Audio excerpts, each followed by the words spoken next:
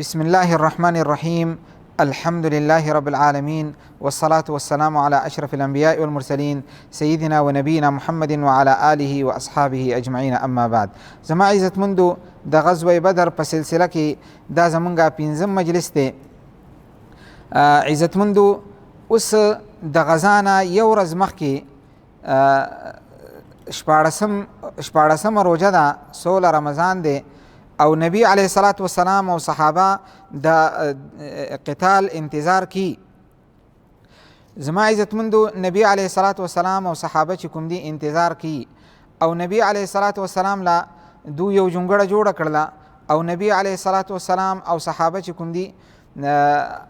صحابه هغه ځای کې انتظار کی، او نبی علیه الصلاة والسلام په هغه خپلې جونګړې ته لاړ،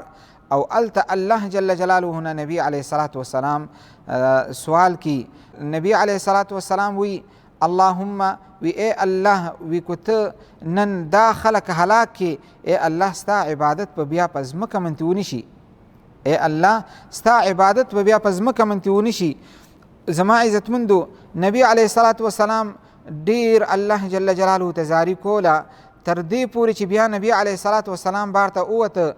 او بیا دا آیات وی سيهزم الجمع ويولون الدبر بل الساعة موعدهم والساعة ادهى وامر. وی دا ټولګی چې کوم راغل دی وی دوله به شکست ملاویږي، دا ټولګی چې کوم د مکې نه راغل دی او دو چې جمع شوي دي شکست به دو ته ملاویږي، او الله جل بل الساعة موعدهم، او بیا به د قیامت پر ورځې پورې دو به انتظار کی. والساعة ادهى وامر. عزتمندو نبی علیه الصلاة والسلام خپل قبې ته داخل شه، څنګه چې عمر رضی الله تعالی عنه وی چې ټول خلق په دې شپې منتې ټول خلق چې کوم دی هغه ودي شه بغیر د نبی علیه الصلاة والسلام نه، چې نبی علیه الصلاة والسلام ټوله شپه د الله جل جلاله عبادت کو، ټوله شپه نبی علیه الصلاة والسلام د الله جل جلاله عبادت کو، او الله جل جلاله ته زاری کوله، او نبی علیه الصلاة والسلام ودي شوی د سره نه نو. په دې شپې منتې زما عزتمندو باران وشه، او صحابو کې اولنی کس چې کوم دی علی رضی الله تعالی عنه پاسېده، او دا نور خلق چې کوم دی علی رضی الله تعالی عنه نو پاسولی، بلکې دا نور خلق چې کوم دی ټول دی باران سره ویښ شلل. زما عزتمندو دو دی باران سره ویښ شلل، او بیا پاسېدلل، دا ټول خلق پاسېدلل، او ځنې د ونو لاندې ته ځي، او ځنې ځان له د ګټو لاندې ځای ګوري چې کوم ځای کې به دوی ته دومره باران نه ورېږي، هغه ځای کې ناست دي. عزتمندو نبی علیه الصلاة والسلام دې ځای کې عبادت کی او زاری کی تر دې پورې چې د سار مونځ وخت راغی، او نبی علیه الصلاة والسلام د سار مونځ وکړه، نبی علیه الصلاة والسلام د سار مونځ وکړه، او بیا یې خلکو ته د جهاد چې کوم دی ترغیب ورکړه، او دغه ځای کې نبی علیه الصلاة والسلام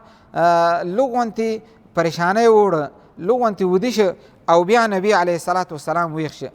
نو الله جل جلاله په دا آیات نازل که وَإِذْ يُرِيكَهُمُ اللَّهُ فِي مَنَامِكَ قَلِيلًا وَلَوْ أَرَاكَهُمْ كَثِيرًا لَفَشِلْتُمْ وَلَتَنَازَعْتُمْ فِي الْأَمْرِ. وی دوی تاسو ته الله جل جلاله کم ښکاره کړل، او که تاسو ته یې چېرته زیات ښکاره کړی وی نو تاسو به ناکامه شوي یئ، شکست به تاسو خوړلو، لیکن ستاسو کامیابي چې کوم ده هغه دا وه.